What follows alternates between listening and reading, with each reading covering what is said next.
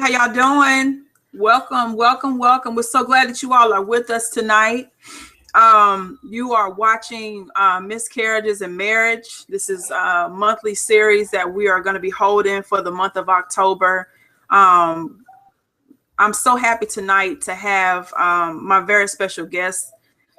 She is going to light it up. So before I even introduce her, I'm encouraging you to get your paper and your pen tonight.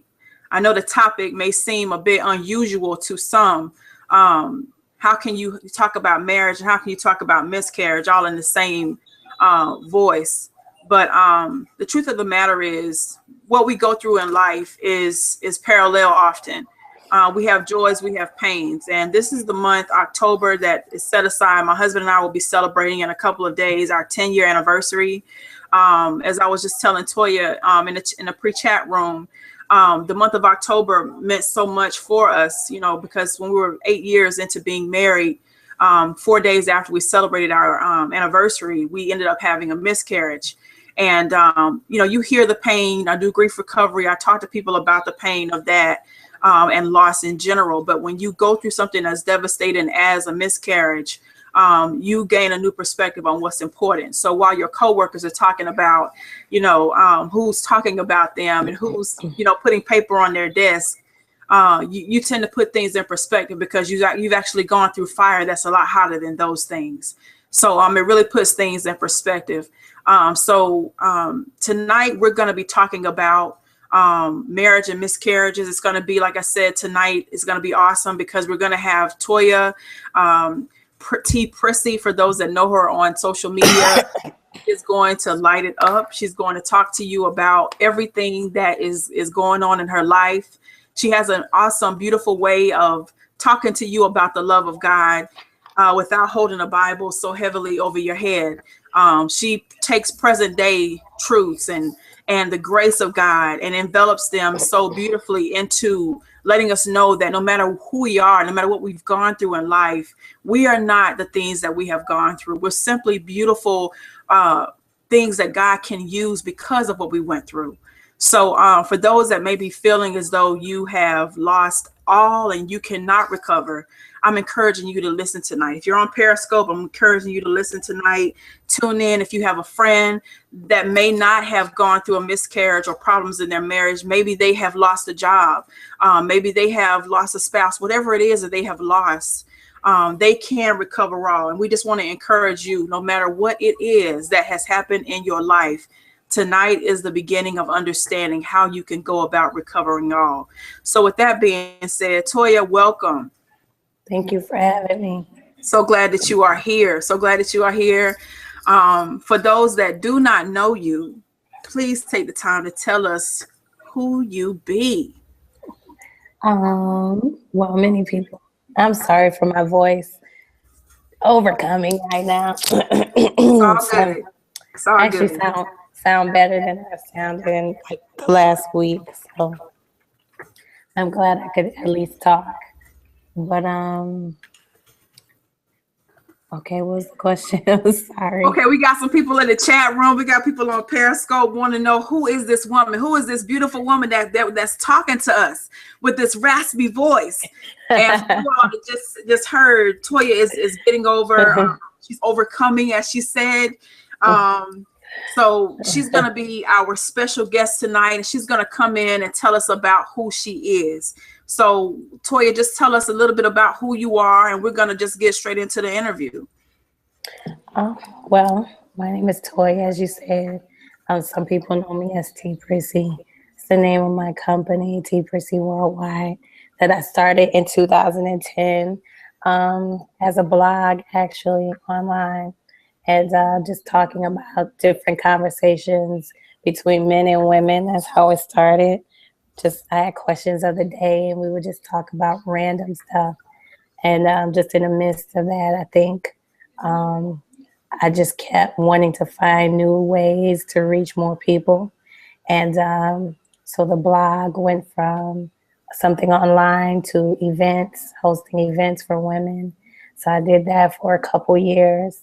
I did a curriculum for schools. So I was in 6 schools talking to young girls. I did that for a couple of months until I realized that wasn't what I wanted to do. And then from there, I did parties in homes of women. We did just little parties, invite 10 of your friends, and it kind of exploded. So in 2013, I was doing parties like every weekend for women and their friends. And then it got overwhelming. So then I was like, well, how can I reach the same amount, more women in a better way? And so then I decided to host my own events and have people come to me versus me going to them. And that's when I started with my first event that I put on in 2014 called Boss Lady. Then I did an event after that called Vixen, one after that called Flirt, and now preparing for my next event in January, which is the first co-ed event I'll be doing called F Religion. So that's pretty much my story. So you said like F is in Frank religion. Definitely not F is in Frank. Wow. It's exactly the word you think it is. It's exactly the word, y'all. So I'm telling y'all, for those that are in the chat room, I don't know if you can see the people in the chat room and people on Periscope, obviously. But we have Miss Renetta Tayet. Forgive me if I'm saying your name wrong. We have Darcy, welcome. Miss Gail. We got a couple of people that's in the chat room. It's kind of full over there. But they're all saying, okay, you are healed, Toya. They're saying, okay, you get some zinc. Thank you. They loving you over here. So y'all just stay tuned. I'm telling you, it's going to be some amazing word. I did tell you all, when you think about the topic of miscarriage, when you think about the topic of grief, when you think about identity, orphan spirit, I know for me, Toya, I struggled, so much with these topics when I first came on the scene. My story, like yours, was, I was teaching, in Pittsburgh, minding my own business, somewhere around the stream of knowing God and loving him, still trying to carry the green card and the gold card of my parents being ministers and riding their coattail, and knowing that he loved me and that being enough for me. And going through the process of just saying, okay, you know what, if I know he loves me, then I can make it a couple of more years, until I fell flat on my face with this thing called religion. And it really smacked me in the face. And I had to really come to grips with who I was, and realizing that that wasn't much to carry me.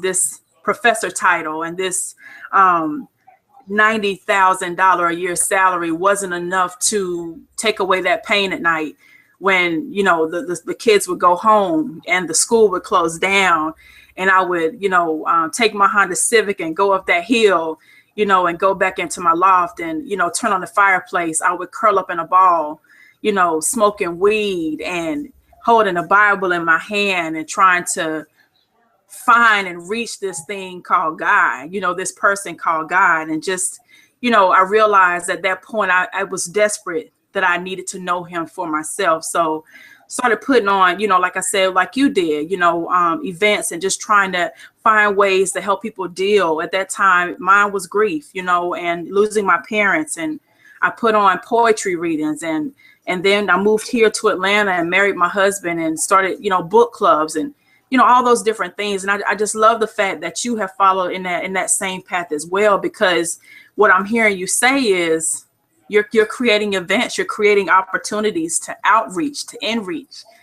But I didn't hear you say a lot about staying in the church on the pew. That's where we be.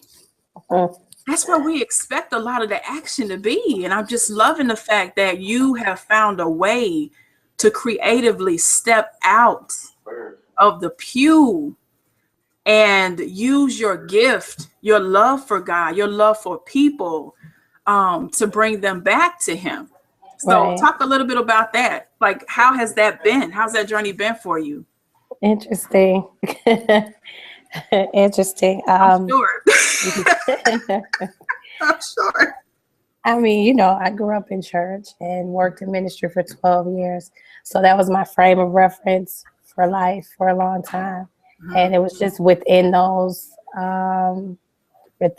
walls, within those confines, you know, within those ideas that you're always taught, you know, is where I kind of, you know, I was there for a long time.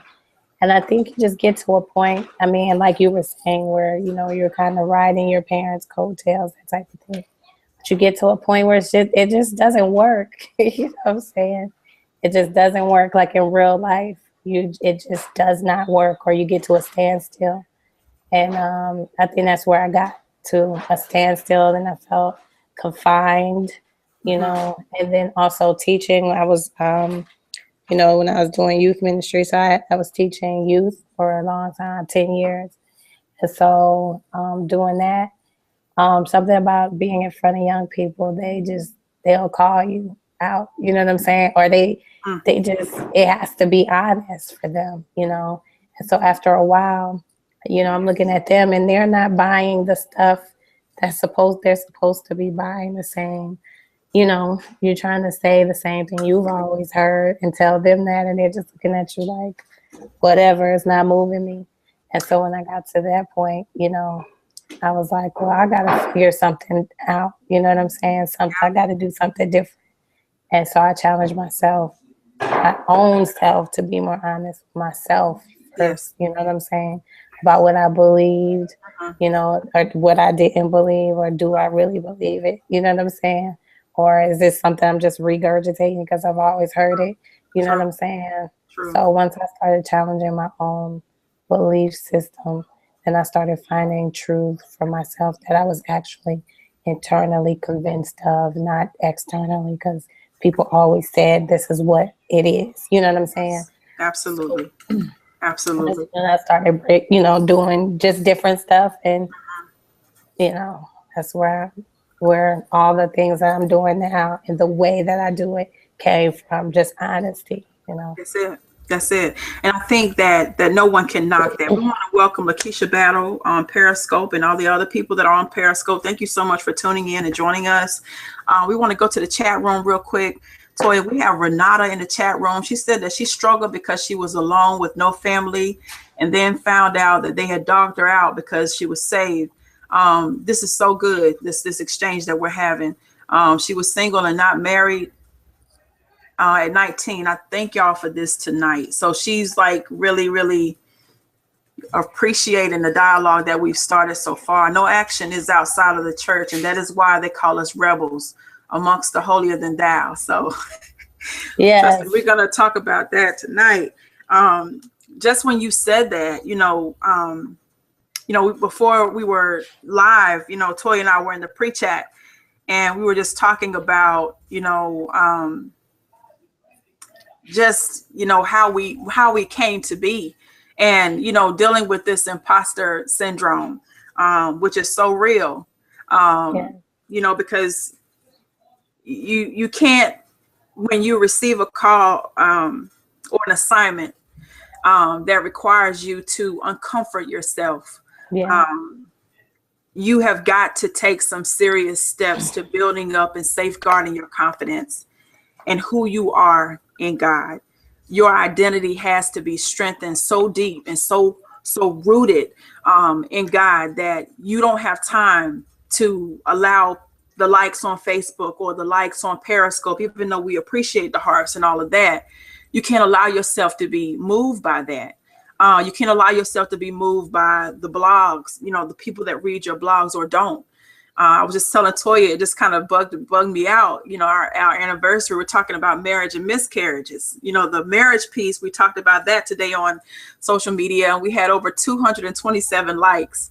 But as soon as I said something about Mark Zuckerberg and his wife losing their child and then getting pregnant, and then us talking tonight about miscarriages, we had all of 2 likes. But as those that are with us tonight, you can see, tell a friend, that we're talking about much more than marriage and miscarriage, because at the end of the day, whether you are married or whether you have miscarried a child or whatever the case, all of us in this life have lost something. All of us are trying to regain something. And during that process of life, we go through this grief. We go through dark periods. We go through times that are not as lit, as well lit. It's flat out dim. And we go through this stuff where we're, going through the supermarket of religion, and we keep buying, the Cheetos and the snacks, from yesterday, and the regurgitation in the bottle called naked, and we buy the juice, and we buy the cartons of milk that's so full of yesterday and so full of last year and centuries ago, and we just are consuming this stuff like, but we're never getting full. We're gaining all of these empty calories, and we're wondering what's going on. Like, wow, we are just not full no more. But we're eating, and we realize that all of this stuff has to go, and we have got to come to the truth. It's like you said, Toya, those youth that God has placed you before, they want authenticity. They want honesty. They need something more. So I love what you said earlier when you were talking about random. You started having random conversations. And how many of you all know social media, whether it's Periscope, Instagram, we get off on these random conversations because that's where the truth is. Right. That's what you're really thinking. Right. That's where the preachers and the teachers and the people that know what they know, they've been holding on to stuff, but they really think in a different way. And they really want to explore another thought process. They engage in those random conversations too. And it's there when a lot of people are starting to realize, you know what? I've been holding on to this for so long, but you know what? It just don't make sense no more. Yeah. And I love the fact that you have broken that down so awesomely, and just been able to just really define that as you have. So with that being said, let's kind of change gears for a little bit, and we're checking the chat room. Okay, we hear you. Confidence is key because you will be torn down by those that don't get it all. Absolutely, that's so true. We are called to the marketplace. We're in the chat room. That's really great. Thank y'all for posting y'all's comments as we're talking. Thank you so much for those that are on Periscope that are posting your comments as well. We appreciate it so much. It means so much to us. So Toya, you talked to us about your events and who you are. So, for those that have gone through a miscarriage, would you be so open enough to share what happened in your experience? And then I'll come and share what happened in my experience, and we can, begin that dialogue there. But can you talk to us a little bit about, what happened as much as you feel comfortable? Yeah, sure. Let's see, I was married young. So I got married. I was 22. I got married, so super young. And, my ex-husband and I wouldn't say we were necessarily trying to get pregnant at first because we were so young. We felt like we had time. But I guess after a while when, we were being married and we hadn't got pregnant, you know what I'm saying? It was like, what's up? Is something up? Ended up going to the doctors and fertility specialists and all of that. And they diagnosed me with polycystic ovary syndrome and said that it would be difficult, for me to conceive. But following that, I had gotten that somebody at my church. Can y'all hear me? I feel like you can hear me okay? Okay. I can hear you. Okay, good. And following that, somebody at our church had told us, I can't remember what happened. I think we were in a meeting at church or whatever. And some guy, and one of the ministers was like, within 3 months, you guys will be expected. And so I just, I took it to be true. You know what I'm saying? I just felt like, well, he said it must be true. Yes. And I think within a month and a half, we were expected, and like a month and a half after that. And so, of course, we were excited, went to our appointment. And The doctor said that she saw 2 sacks. She was like, Mm-hmm. I think it's twins, whatever. So we were like really super excited about that. And it was, I think, at 12 weeks. Well, I think that was 8 weeks when I found out. So it probably was almost around 12 weeks when we actually miscarried. But what happened was that night, um, I had had some spotting prior to that. And then my girlfriends and I used to have this thing where we would have a ladies' night out and ladies' night in every month, but we would rotate out and in. So we were all married and had kids. So it's just our way to get out and have that moment. So on this particular day, it was ladies' night in at one of my friends' houses. Mm-hmm. And I had been going all day, but I still wanted to go because it was fun. And so my husband, ex-husband, was like, I really don't think you should go. I think you should rest, because you've been going all day. And I was like, well, it's at her house. It's not like we're out. You know what I'm saying? We're just going to be at her house chilling, So what's the big deal? You know what I'm saying? And so he was just like, pretty much like, okay, whatever. And so I went, and then later on at night, when I got back home in the middle of the night, that's when it happened. And of course, I was devastated. But for a long time, I carried a lot of guilt because of, I felt like, well, maybe if I hadn't gone, that night to my friend's house, maybe things would have been different. Carry that guilt with me for like a long time. And, I think that's one of the things we all maybe deal with as women, as mothers. We take responsibility for so much, you know what I'm saying? Especially when it comes to our kids. It's like everything is our fault, Mm-hmm. or we feel like it is. And Right. so, and there's no different in that scenario. I felt so guilty. And, it's just like you were saying earlier, no matter what it is you lose in life. And I've lost a lot in life.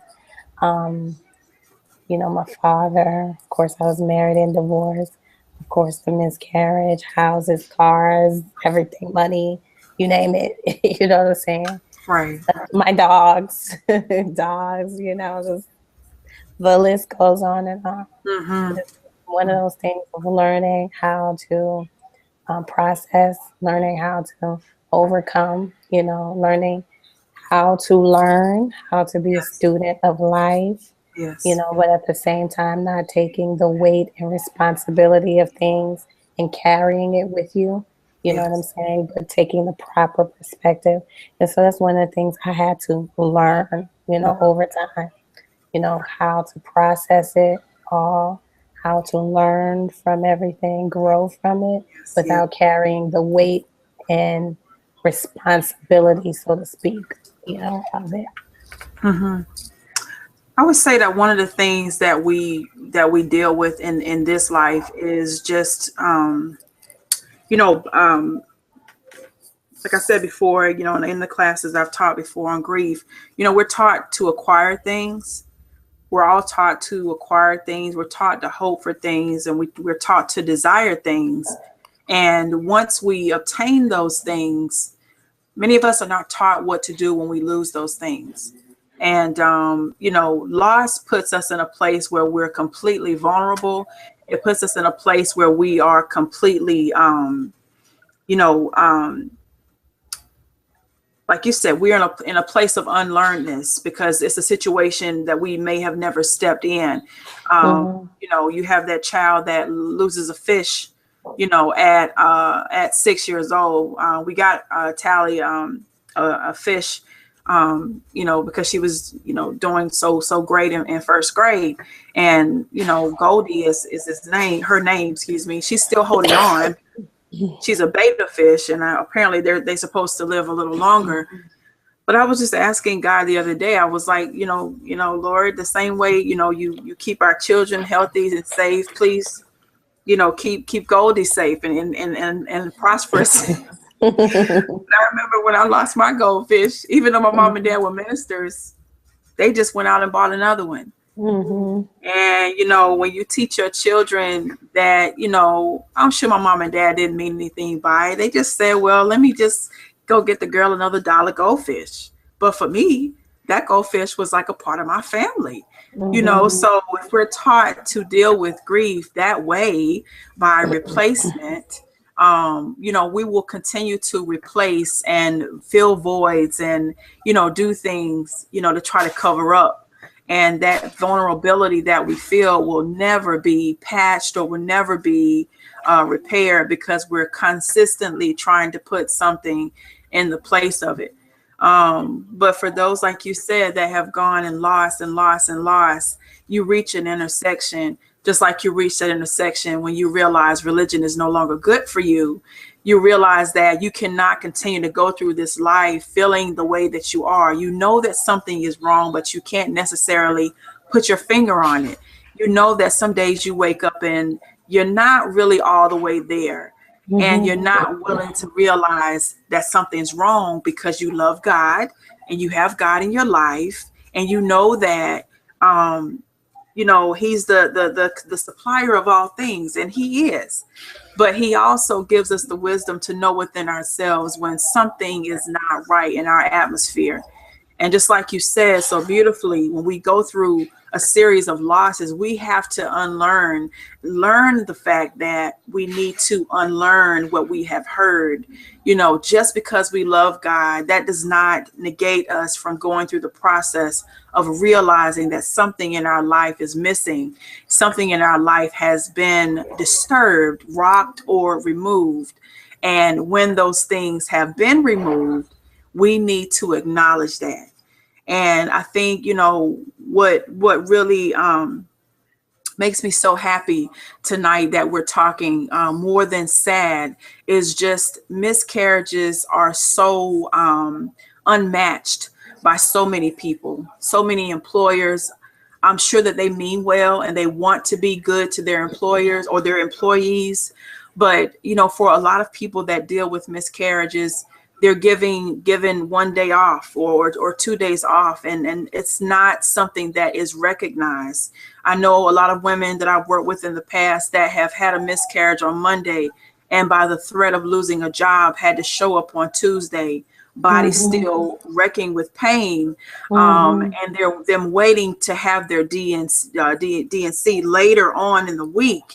But the emotional processing of what has happened has not been fully there.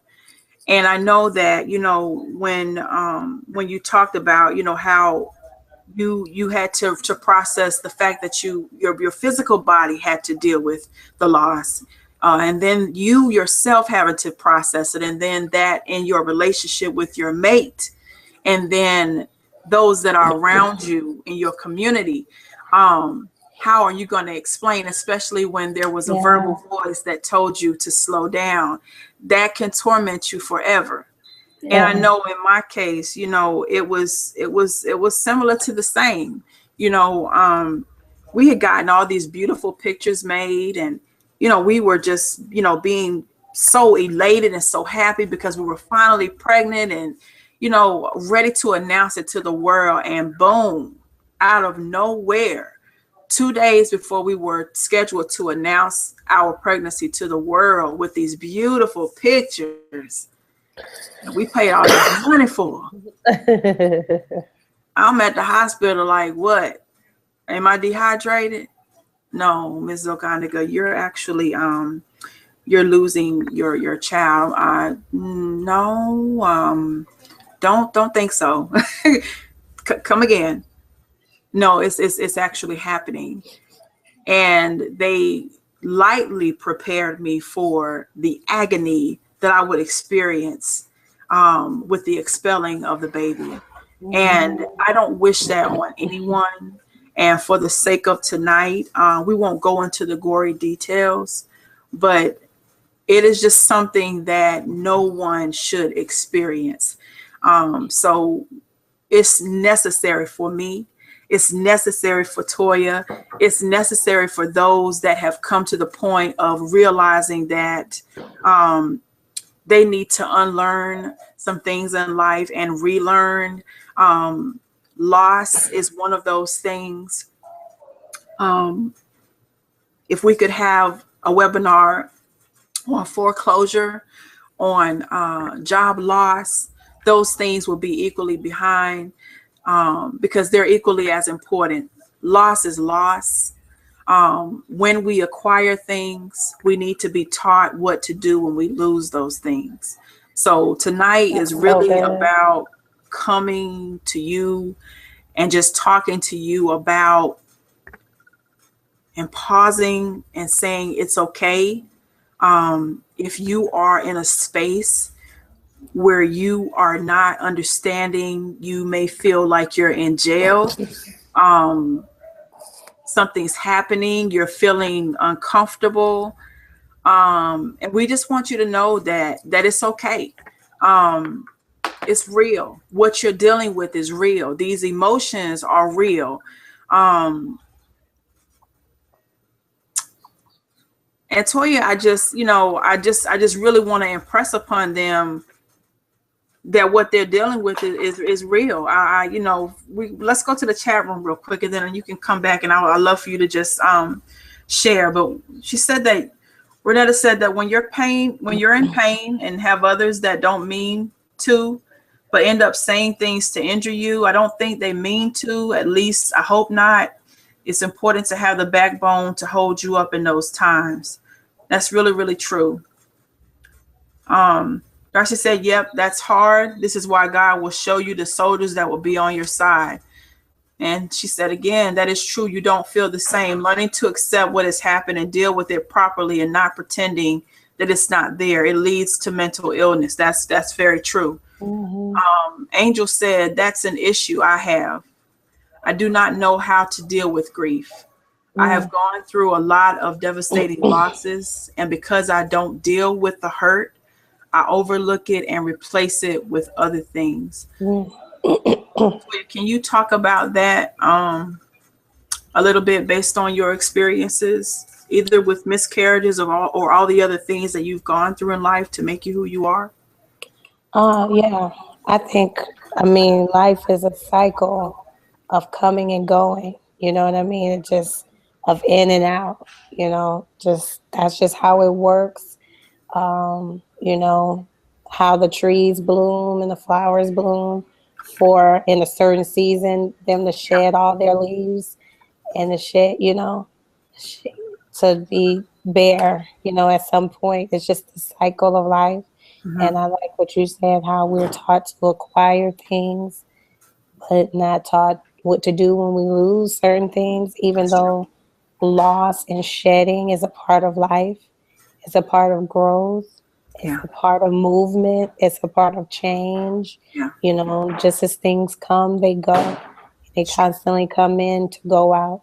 When you eat food, it comes and you consume it only for it to leave you. Relationships, people come in your life and they leave. It could be through death or just transitioning in a different season, moving to a different place. Just proximity, could be a number of different things. But I think just learning to appreciate living in the moment and living in what we have today and not magnifying the things that we don't have by way of loss or by way of what we have not acquired yet, but actually living in gratitude for the moment, and then taking experiences with people and the times that we have, that we've had with them, and being grateful for them, and taking, deciding. It's like a decision. You have to decide to shed a different light on it and to receive it a different way. You could decide every day to mourn, to be sad, to be down, to be guilty. You could decide to be those things, to be angry, to be bitter. You make a decision to take that position. That's true. Or you can take a position to be grateful, to be glad it happened, to be glad it came, to be glad you experienced those people and those things, to learn from it, to grow from it, to be better because of it. I mean, it's one of the things, and going through a divorce, going through a loss of babies, or whatever. It's like all in your perspective. That's true. It's like one of those, like when you fly, one of the things I'm always amazed about every time I fly is like it could be overcast and cloudy here on the ground, but as soon as the plane soars to a certain height, the sun is always there. Yes. It's just a matter of perspective, Yes. above or beneath the clouds. Yes. And so it's like that always sobers my thinking. Like I was on the ground mad because, I love sunshine. I love warm weather. I don't like rain. And so it's like I'm mad because it's cloudy and rainy. And as soon as I soar above the clouds and in the plane, the sun is there. Mm-hmm. But it was always there. It's just me taking a different perspective. That's true. And I think that's life. You know what I'm saying? You can choose to live beneath the clouds or above them, and just take a different perspective, a higher perspective, And that's true. I like what you said about that, because, like I was saying before, when we're talking about the imposter syndrome, when you tend to stay with something, when you tend to get something, you tend to want to stay with that something, whatever that something is. And I just remember, like I said on my post a couple of days ago, the first Bible verse that I learned with my parents was Jesus wept. So whenever, I was growing up, when my parents had passed away and I was up in Pittsburgh, and before the money started coming, I would be in a situation where I needed some cash, or I would be in a situation where, I was believing God for something really, really big. And I remember that I would try to pull out those verses that I remembered from memory. Jesus wept. And I remember, like, okay, something spoke to me. It was like, okay, you're believing God for something to receive a teaching position, and you're going to come at him with Jesus wept. You need to get in the Bible and get some scriptures on promise, and get some scriptures on agreement, and get some new scriptures, because that old scripture not working no more. Jesus wept. And so, Toya, I would go through that, and then I realized that we're simply not going to be able to receive fresh revelation, fresh healing, fresh deliverance, if we're still trying to ride the coattails of memory. I ate a steak 2 weeks ago. And if I really, really wanted to, like tonight, I haven't eaten dinner yet, but I don't think that steak from 2 weeks ago is going to fill me up. Mm-hmm. I really think that when I get out this webinar with you, I'm going to need to find a Waffle House or something in the kitchen to satisfy my nourishment tonight. Right. And I love what you're saying, because that was one of the things that I wrestled with when I accepted the call to talk to people about grief. Grief is so, when you look on the internet and when you look on Google, grief is so final. Loss is so final. There is nothing to grow from loss in the eyes of certain people. It stays, it remains. And for those that don't have hope, they see it as that. They rest in that.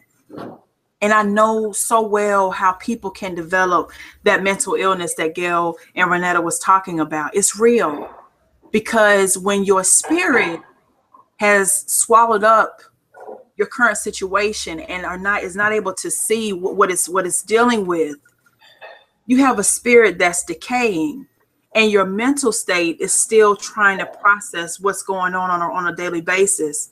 And it eventually gets decrepit and full of anxiety, and your personality starts changing. And that's how mental illness develops. Phobias come, anxiety comes, all those things comes because it's trying to process in the natural. Now there may be some chemical imbalances. There may be some things that are naturally causing the anxiety. I'm not trying to dismiss anyone from having a chemical depression or anything like that, because those things are real. But what I'm saying is, when you are in a situation where you're going through those types of things, you need to understand that it's possible for that mental illness to originate from that point. But one of the things that I had to learn is, yes, Renetta, you cannot skip over healing. That's so true. That is exactly true. We overcome the enemy with the word of God. Yes, Gail. Thank you so much for saying that. But what I was going to say is that I had to learn, through the process of dealing with grief, that I had to get an understanding about what it means as a grief coach, because I could stay there. Because all of my clients that would come to me wanting me to coach them on grief, they would want to stay there. But then when you get that revelation from God that tells you about hope, and it tells you that you can overcome rejection, you can overcome loss, you don't have to stay in the situation that you're in. I remember when we had lost our child, months after I had healed, I remember the Holy Spirit saying to me, sing, barren woman, you who have no children, sing. And I was like, for real, God? I got Tally. She in the room. I'm not barren. I don't want to sing. I want to cry. I want to wallow in this thing. And yes, you will have those stages in your grief process where you want to wallow, where you want to express the separation that has occurred. And it's nothing wrong with that. But I know why now that God spoke to me and told me to sing, because when we take our eyes off of ourselves, when we put our eyes on Him as the center, all of those things that are in our circle, those things that can fade away due to death, due to loss, due to relocation, due to all those things that you spoke about, Toya. When we can fix ourselves on that Creator that lives on the inside of us, all of those things around us, we begin to see those things from a perspective that they are here for a season, a reason, not much a lifetime, maybe, but it's no guarantee. But we have to trust God, the one that created us, and put our hope in Him, because He's the one that we rely on. He's the one that we look to. He's the one that should be our center. We should never make another man or woman our center. We should never make a car or a job or money our center. Our center must be God. And when our center is God, we'll be able to say, okay, I'm bound. I'm bound right now in grief. I'm bound, but I can be free. I can be in this pain. I can be, in a situation where I don't want to forgive, but I know that I need to, because the person that's from my center is God, and He'll begin to help us bless those that hurt us, forgive those that hurt us. He'll be able to heal our hearts when we've lost. He'll be able to let us know that our identity wasn't wrapped in that job. We can find a new identity. And He'll be able to let us know that even though we have lost something precious to us, He can restore us. So, Toya, just like you have said tonight, from your situation, how did you, we don't want to act like this was an overnight occurrence, but walk us through your healing, even if it is that it has not been complete. Show us and tell us where you are now, and how did you walk yourself through your healing from your miscarriage? I think first honesty, just being honest, being where you are. So many times we want to be beyond the point in life where we are, act like we're better than we are. People say, are you okay? And you say, yeah, I'm okay. And you're really not, but just allowing myself to be where I was when I wasn't okay. I wasn't okay. Mm-hmm. When I was having a bad day, I was having a bad day. Like, I needed that time just to be honest. You know what I'm saying? Like, this is what I'm dealing with. I'm mad, I'm angry, I'm sad, I'm hurt, whatever it was, that day. and allowing myself to feel. It's like a lot of times you don't want to feel, you just want to numb all your feelings, you know what I'm saying, and cover it, like you said, replace it with other things, cover it with other stuff, versus just actually feeling. So I, just allow myself to feel, and then one of the things that I did and I do as a practice, especially when dealing with any kind of loss, heartbreak, disappointment, whatever, when I'm feeling like something major has happened, I made it a practice to give myself a date. Like I literally set a calendar date on the calendar. And once that day comes, I'm done. Like, that's it. You can cry, you can be mad, you can kick, you can scream, you can cuss, you can fight all the way up to this date. And after that day, get up and you move forward. Like I set a date. And I've done it over and over and over again. It works for me. It may not work for everybody, but that was part of my process. And I know it's like drawing a line in the sand. Yes. After this day, no matter how much I want to cry, no matter how much I want to be sad, I want to lay around and not get up. Yeah. After this date, you don't have that option. You move on. You know what I'm saying? The temptation to wallow, like you said, will come. And after this date, I choose not to accept the invitation. I just can't. It's a decision. You know what I'm saying? That's it. To be whole, to move on, to be free from it. But first it starts with allowing yourself to feel and not masking, But then after a certain time, I decide I have to move forward. You know what I'm saying? And even if the sadness comes, it's going to come. I process it in forward motion, not in stillness, not in staying in the same place. You know what I'm saying? I'm going to process it as I continue to move, as I continue through, throughout my day, as I continue pursuing the things I'm supposed to pursue.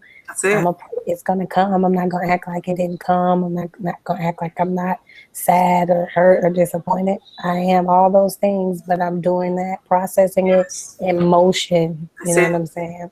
And not in being stagnant and staying in the same place, But it's, again, a decision.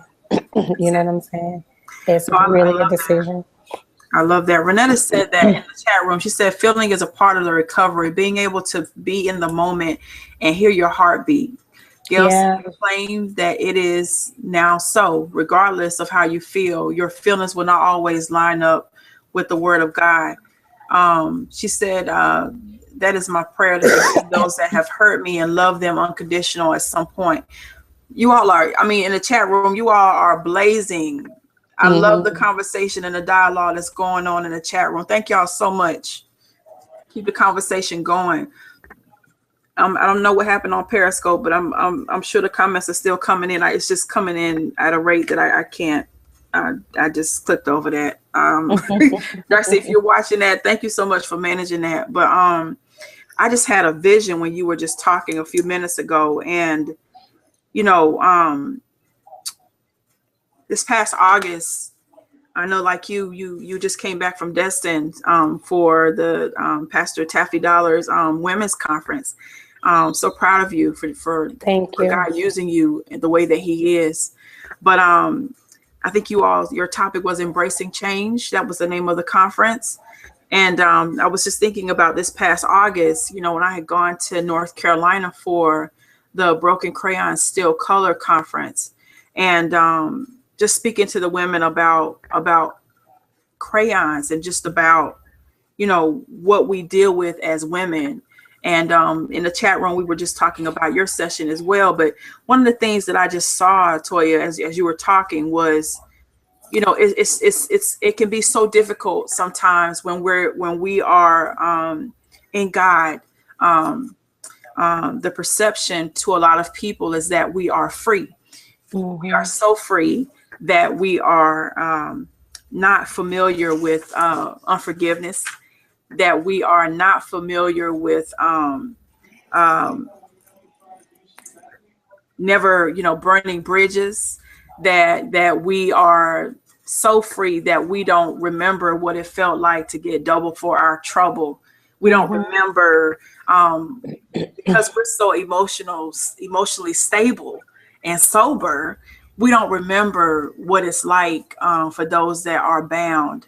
And I just want to know from you, how do you keep yourself authentic when you know that you have this relationship with God now, where He has allowed you to build a platform of truth to people, where you are with culture, you're with Christ, you're walking the two beautifully, and people are gravitating to you.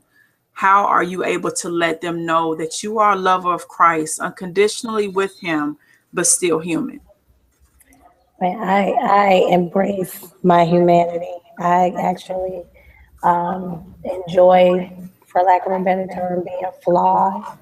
Like I like it's a lot less pressure Yeah. when you just accept the fact that I'm imperfect. I'm a work in progress.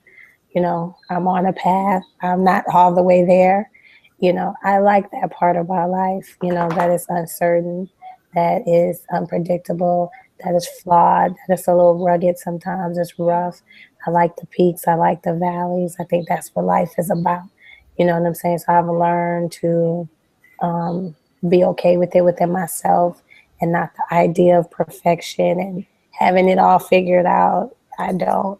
And I like that. You know what I'm saying? I think it connects me to people, because we're all there in some way, shape, form, or fashion. You know what I'm saying? Mm-hmm. So, I don't mind putting my weaknesses on display, or my imperfections on display, or saying things in truth, even if they're not pretty, even if I'll be misunderstood for it, or judged for it. I like it. You know what I'm saying? It's kind of like a crack a joke about myself before you do type thing. Like, I'll put myself out there, Mm. before anybody else does. So I think it's just, I've always been, amazed at God, because He's God, but Yes. not, but also because He was a human. You know what I'm saying? Like, that's the part about it that makes, the story of Jesus so profound, is not that He came down as God and was able to do these things, but the idea that He was human. And Yes. I think, I like the human experience. I just do. So, but I haven't always been that way. I think, for a long time I wanted to be perfect, have it all together, and it just doesn't work like that. So I No. don't know. So it's easy to be authentic with other people when you're there for yourself, Yes. and you realize I'm still figuring it out. There's a freedom in that. It is. It really is. And for those that are listening, I mean, I just, it's My just, it's computer's about to just go dead, so, and it's not okay. plugged up. I'm gonna All get my right. plug. One Okay, second. we're gonna make it real quick then. Should we wrap up? No. I'm getting my plug. Hold on a second. Okay, cool.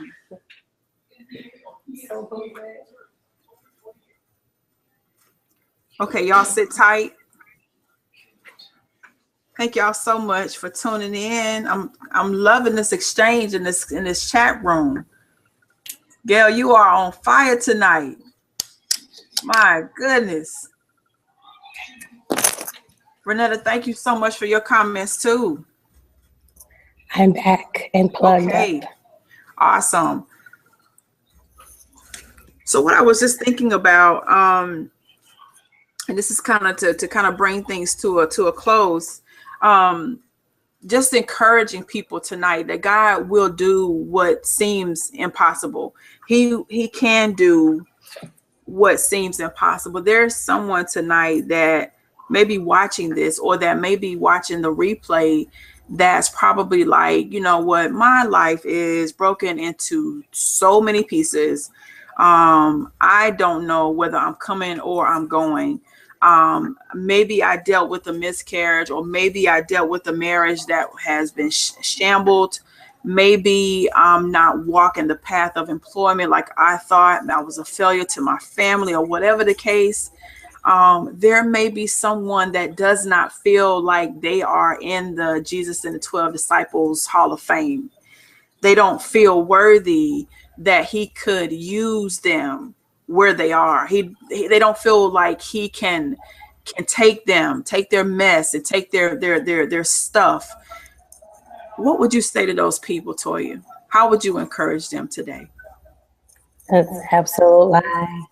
I think he is the master of using the least expected, people. I forgot. I was talking to somebody about that. Just talking about David, and if you remember David and his brothers, and when the prophet came and to ask Jesse for his sons, and he lined up all of his sons, not all of them except David. And then he was like, sure, trying to drip the oil down all the sons, and was like, nah, you got to have another one, but he had totally counted him out. You know what I'm saying? He was like the dude in the back with the sheep and the lions and all the animals. You know what I'm saying? Like he wasn't pulled together and perfect, and he was the one, that was designated to be king. And I think it's just like, that's how it always is. It's the ones that you least expect. You know what I'm saying? It's like when you feel like, not me, like, why me of all people? You know what I'm saying? Why, what do I have to say? You know what I'm saying? What will people learn from me? I think we all at some point felt like that. I know I did. I still do. You know what I'm saying? I still get shocked when people like actually listen to me. When I get invitations to speak, I'm like, do they know who I am? You know what I'm saying? Do they get the right person? Right. You know what I'm saying? I still feel like that. To this day, I don't ever feel like, of course they want me to come and speak. Even here, I'm talking to you, and your audience is like, it's still an honor. You know what I'm saying? And I still don't feel like, I'm still like, why me? You know what I'm saying?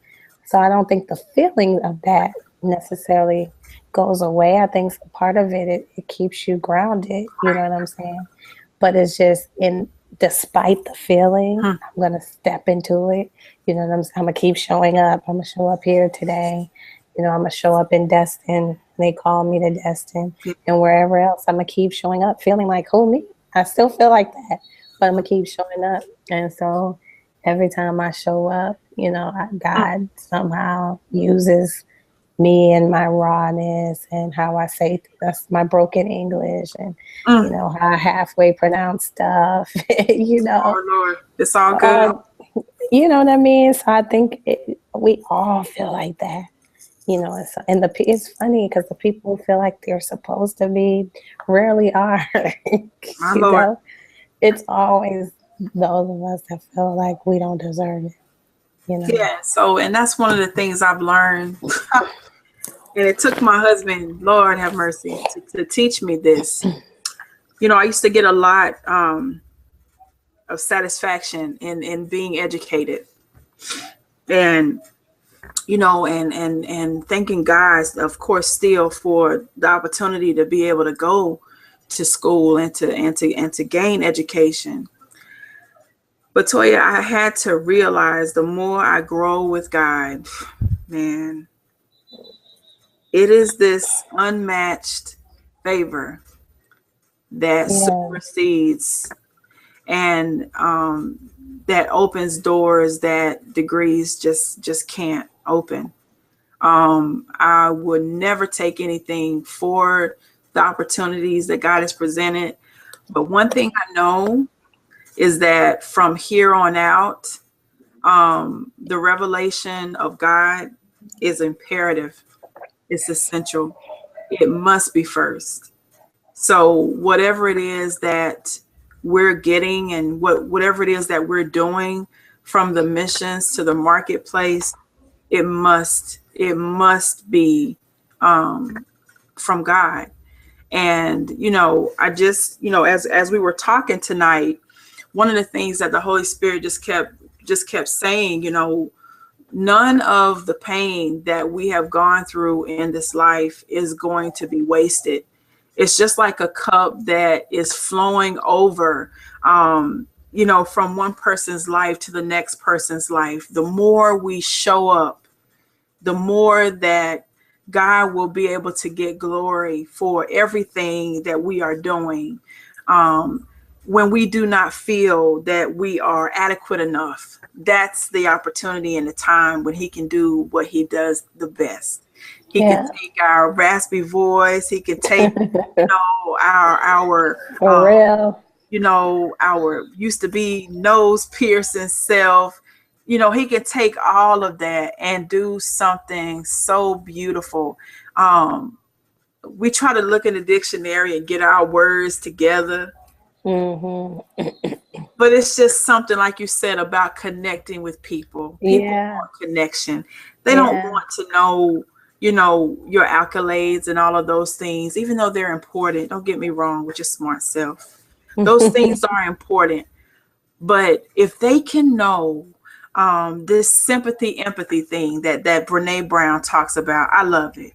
Because one of the things that she says, if you can get in the boat with me and say, you know what, Toya, like you, I've been there and I know it hurts. But because it hurt, none of what we have gone through, none of what us and the sisters that are out there and the gentlemen that are out there whose mates have gone through miscarriages, none of that is going to be wasted. Yeah. Marriages, whatever it is, loss of jobs, whatever it is, none of those things will be wasted because God is going to get the glory for each and every thing. Hmm. And we may be wondering, how is God? How could he ever, ever, ever, ever want to use me? And the question to you, like the answer is why not? Like you said, why not you? Why Why not? not you? He has a purpose and a plan. He is so good at cleaning up. We thought Olivia Pope was the one. We thought she was the one. Oh my gosh, she's not the one. God is the one that's gonna do the impossible in these days that we are in. He's the one that's gonna get so much glory for everything that's going on. So let's go back to the chat room and just say thank you, ladies and gentlemen, for joining us tonight. I want to ask Toya if you could just speak into the lives of the people that are listening tonight. Of course, let them know how they can get in contact with you. Speak whatever words that the Holy Spirit is telling you to say.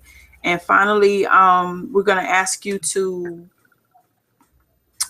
just whatever, just flow. Okay.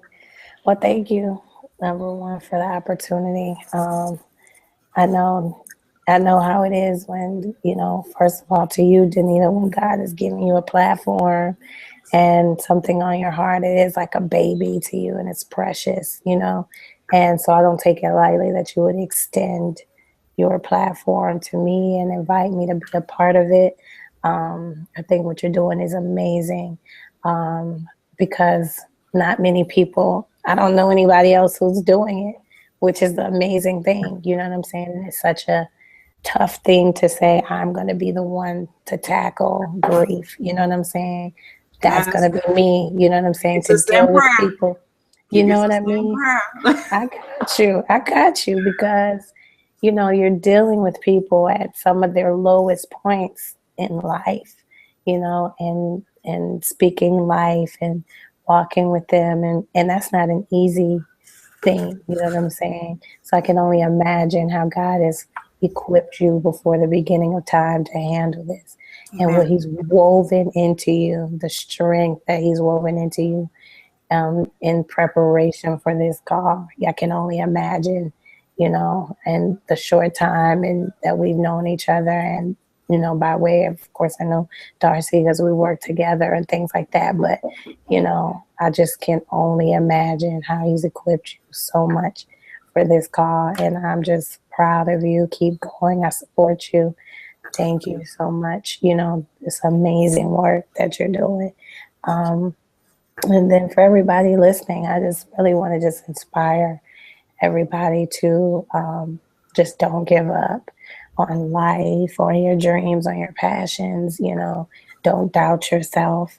To go after life like a full life, a full thriving life. Where you are excited, where you have fun, where, you're fulfilled, where you're happy and joyful. Like, you deserve that kind of life. And things come, hard times come and you lose stuff and you lose fights and you lose battles and you get curved balls that you didn't expect. And, just it happens, but it's not that it happens, it's how you bounce back from it. And you can always bounce back. It's never the end. As long as you're alive, it's never the end. It's never too late. And so, especially, a lot of times there's a loss of dreams, Yes. Anita. Yes. People lose their faith in their dreams. Yes. And the passion that God has given them, or maybe they've been doing something for so long and not seeing the return on it that they think they're supposed to see, so even to the loss of dreams, like, God can give you that passion back. And actually, I like what you said. It's like we go to the grocery store or whatever, and we want the old thing, the same thing. And sometimes he'll breathe new life and give you a new dream, and put something fresh on it that hasn't been on it before. So I just want to speak to that, just like the loss of dreams and dreaming and vision, that God gives us new passion, a new zeal that we've never had before, that we see those things in a light that we've never seen it before, and that everything that has died, all the passions that have died in us, that we've aborted, that we've miscarried, that God births in us a freshness, a newness that we've never had before. And we start to live life fuller than we've ever lived it before. So I'm in agreement with everybody here, and you too, Danita and Darcy and your family, that everything that you see, when you close your eyes and you've written down, all your dreams and your goals and where you see these things going, I'm in agreement for it. And that, it will happen even beyond what you can ask, think, or imagine. And also everybody on the line as well. So thank you again for having me. I really appreciate it. I just appreciate what you do beyond words. So keep going. Like, don't get weary. Keep going. Keep going. Don't quit. I really appreciate that, Toya. Angel, you crying? I'm doing everything I can to hold it together. Lord have mercy. Toya, thank you so much. My pleasure. Thank you so much, because the thing is, let me read this scripture. Maybe that can shed a little light. 1 Peter 4:1-2 says, so since Christ suffered in the flesh for us, for you, arm yourselves with the same thought and purpose, to suffer rather than to fail to please God. For whoever has suffered in the flesh is done with the intentional sin of pleasing God, so that he no longer spends the rest of his natural life living by his own appetites and desires, but he lives for what the will of God is. And basically that is saying that we have been free. We have been giving a mindset to know that we don't have to suffer anymore. We don't have to stay in the bondage that we are in, but that we can be liberated from the things that we experience in this life. I have been truly encouraged tonight. When you, like Toya said, when you talk about things like miscarriage and marriages and loss, those are not popular topics, and people don't necessarily want to acknowledge that they have been through that. But I think one of the main things is all of us, and at some point, have felt ourselves as being frustrated. And like you said, not sure how to get back to where we came from or to where we want to be. And one of the things, like you said, is that God is just trying to lift us up into a new perspective. He's letting us know that we don't have to wait until we get to heaven to be free. We can declare on earth that we are free. We can declare on earth that, you know, that unconditional love is here, that we're living. And he wants us to be able to reach that point of perspective, of decision. So if there's anyone that is out there, like Toya said, that need emotional healing, that need to be free, she's just agreed with you, that you will receive that. We know that an hour together tonight is not going to fix a lifetime of pain that you may have experienced. But we just want to encourage you to just know that God is with you. You got to go, Toya? No, you good. Okay, so yeah, we just want you to know that God is with you, and we just want you to be encouraged. And finally, Toya, can you just tell everyone how we can get in contact with you? Yes, I'm on Instagram at T Prissy. I'm on Twitter, even though I'm not really on there much, but Miss T Prissy. Same thing for Periscope. And Facebook, if you just do the search for T Prissy, you'll find me there. So all things T Prissy on all social media. Okay. Well, I love you, and I just want to thank you so much for everything that you said. I second that with you. I'm excited about your new campaign. I'm excited about your ministry, everything that God is doing in your life. More be multiplied unto you. The favor of God, everything that you need, that you already have. All the love and the joy, the Chick-fil-A that your heart can hold. Just love you, and I thank you so much. If you want to share this replay with your friends, please do so. It will be available immediately after we're closing. Share it with your friends. Send it by message to some friends to encourage them, to let them know that the God we serve is very much alive, and he loves you beyond measure. He has a plan for your life, and you must get out of the old so that God can do what he needs to do in the new for you. So thank you all for tuning in. Toya, I love you, and God bless you. Love you. And thank everyone for tuning in tonight. You have a good night. Good Take night. care. Bye-bye. Bye-bye.